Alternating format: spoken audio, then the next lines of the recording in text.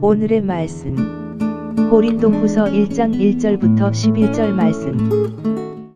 하나님 아버지, 목요일 아침 이 시간에도 주님의 은혜를 사모함으로 주님 앞에 나오게 하시니 감사합니다.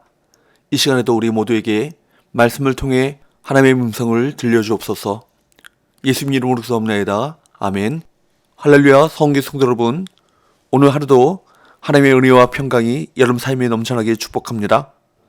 오늘 우리에게 주시는 하나님의 말씀은 고린도후서 1장 1절에서 11절까지의 말씀입니다. 오늘부터 고린도후서를 살펴보겠습니다. 지난 6월에 살펴보았던 고린도전서 말씀은 사도 바울이 고린도 교회 안에서 발생한 각종 문제에 대해 영적인 권면을 해주는 내용이었습니다.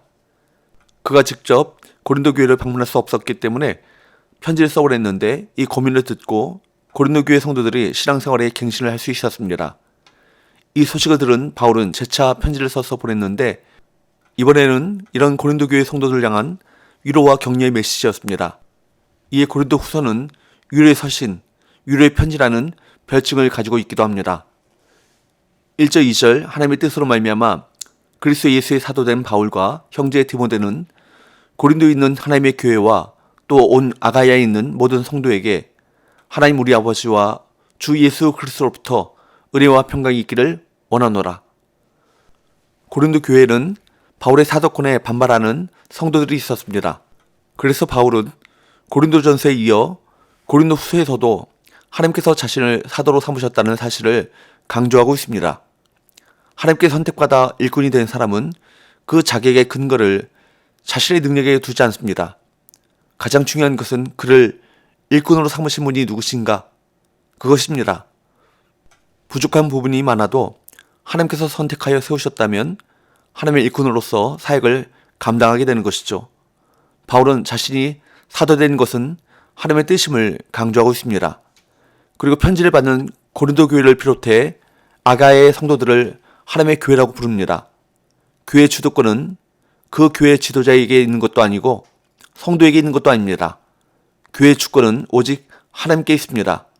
바울은 주님의 일꾼이나 교회나 모두 주님께 그 주권이 있음을 고백했습니다. 주님께 온전히 내어 맡기면 2절 말씀처럼 하나님께로부터 오는 은혜와 평강을 누리게 될 것입니다.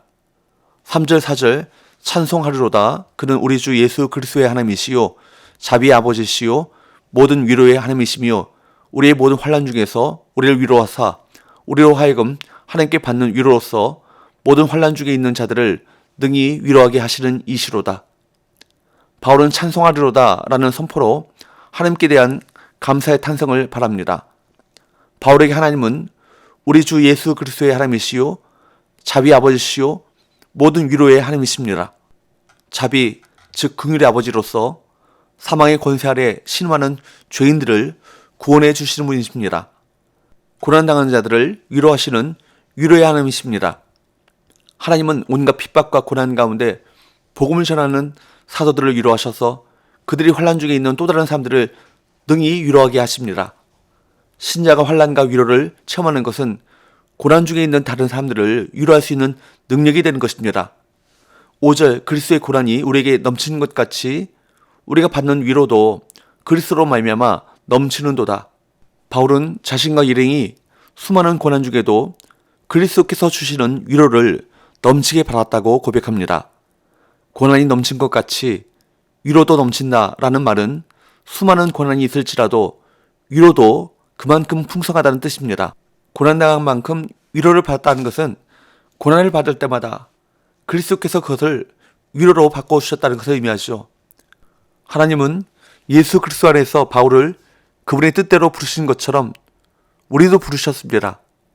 그런데 우리는 주님의 뜻 가운데 살아가는 성도들이 많은 고난과 어려움을 당하는 것을 보게 됩니다.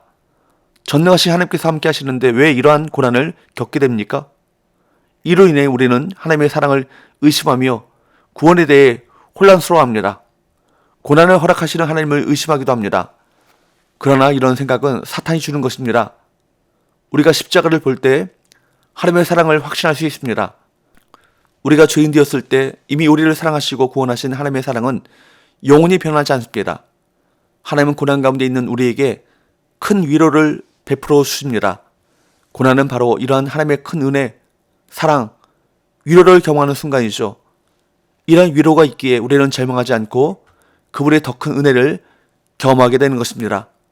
6절 7절 우리가 환난당하는 것도 너희가 위로와 구원을 받게 하려는 것이요 우리가 위로를 받는 것도 너희가 위로를 받게 하려는 것이니 이 위로가 너희 속에 역사하여 우리가 받는 것 같은 고난을 너희도 견디게 하느니라. 너희를 위한 우리의 소망이 견고함은 너희가 고난에 참여하는 자가 된 것 같이 위로에도 그럴 줄을 알미라. 바울은 복음을 전하기 위해 지금까지 많은 고난을 당했습니다. 하나님께서는 그때마다 그들을 위로하셨죠. 바울은 자신들이 받은 그 위로를 통해 지금 고난 중에 있는 고린도 교회 성도들을 위로할 수 있었습니다. 이 위로가 고린도 교회 가운데 역사하여 그들이 바울 일행이 받는 것 같은 고난을 받을 때 잘 견디게 할 것입니다. 우리 역시 지금까지 살아오면서 많은 고난을 만났습니다. 그러나 그때마다 우리를 위로하신 하나님이 계셨기 때문에 지금 이렇게 서 있을 수 있는 것입니다. 그리고 지금 우리 주변에는 우리가 당한 것과 같은 고난을 겪는 지체들이 있습니다. 우리에게 베풀어진 하나님의 위로는 나 자신만이 아닌 주변의 다른 지체들을 위해 허락하신 것입니다.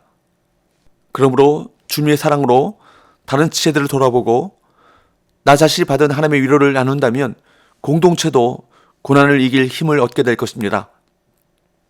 하나님은 우리를 통해 그들을 위로하기 원하십니다. 바울 자신이 받은 위로로 고린도 교회를 위로하고 고난을 견디게 한 바울처럼 우리도 다른 지체들을 돌아보고 하나님의 위로를 전함으로 고난 가운데 있는 지체들이 믿음 안에 견고히 서도록 해야 할 것입니다. 8절 형제들아 우리가 아시아에서 당한 환난을 너희가 모르기를 원하지 아니하노니 힘에 겹도록 심한 고난을 당하여 살 소망까지 끊어지고. 바울은 고린도 교회 성도들을 위로하기 위해 자신과 일행이 소아시아 지역에서 복음을 전하는 동안에 감당할 수 없는 고난으로 살 소망까지 잃어버릴 지경이 되었다고 고백합니다. 그때 바울 일행은 스스로 마음에 사형 선고를 내려 했습니다. 9절 우리는 우리 자신이 사형 선고를 받은 줄 알았으니 이는 우리로 자기의 일을 의지하지 말고 오직 죽은 자를 다시 살리시는 하나님만 의지하게 하십니다. 거의 사망의 문턱까지 갈 정도로 소아시아에서 이렇게 고난이 극심했는데 바울 일행은 기도하는 가운데 이 고난의 의미를 깨닫게 됩니다.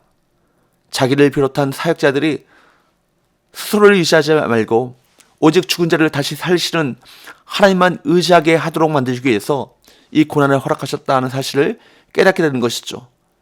이것은 고난에 대한 신학적 해석으로 성도가 고난을 당할수록 하나님을 더욱 의지해야 한다는 교훈을 줍니다. 하나님은 죽은 자도 다시 살리시는 능력의 하나님이십니다. 바울은 하나님이 자신과 일행을 큰 사망에서 건지셨고 앞으로도 건져주시기를 바란다고 고백합니다. 10절 그가 이같이 큰 사망에서 우리를 건지셨고 또 건지실 것이며 이후에도 건지시기를 그에게 바라노라.